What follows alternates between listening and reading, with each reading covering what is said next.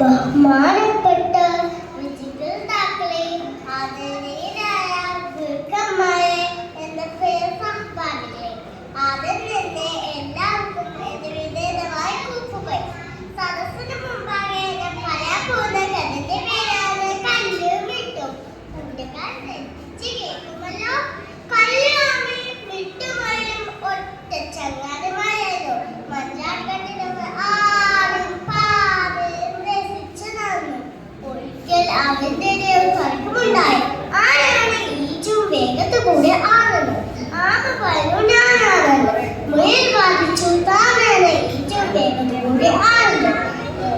തർക്കത്തുള്ളവരെ ഒരു ഓട്ടമത്സരം വിചാരിച്ചു.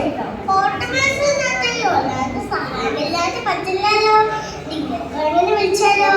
ഓടാനും ചാടാനും ഓട്ടമത്സരത്തിൽ മറ്റാത്മാവൻ തോൽക്കാൻ പറ്റില്ല. മാത്രമല്ല എല്ലാവരും നല്ല ചങ്ങാടിക്കൂടെയാണ്. അവൻ നമ്മൾ കൈപ്പിടില്ല. അപ്പൊ നമുക്ക് ഡിങ്ങിപ്പോൾ കല്ലും വിട്ടു ഡിങ്ങിട്ട് സംസാരിച്ചു. ഡിങ്ങ സമ്മതിച്ചു. മത്സരം ആരംഭിക്കാണ്.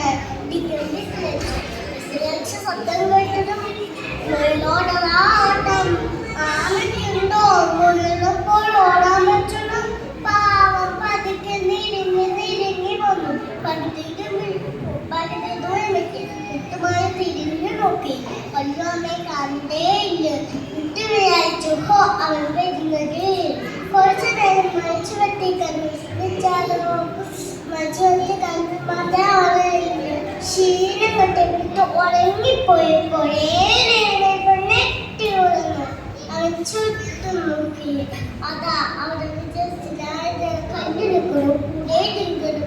വിട്ടുവിശ്വത്തോടെ അവൻ ചിന്തിച്ചു. തന്റെ ആത്മവിശ്വാസമാണ് ഓട്ടമത്സരം തോൽക്കാൻ കാരണം.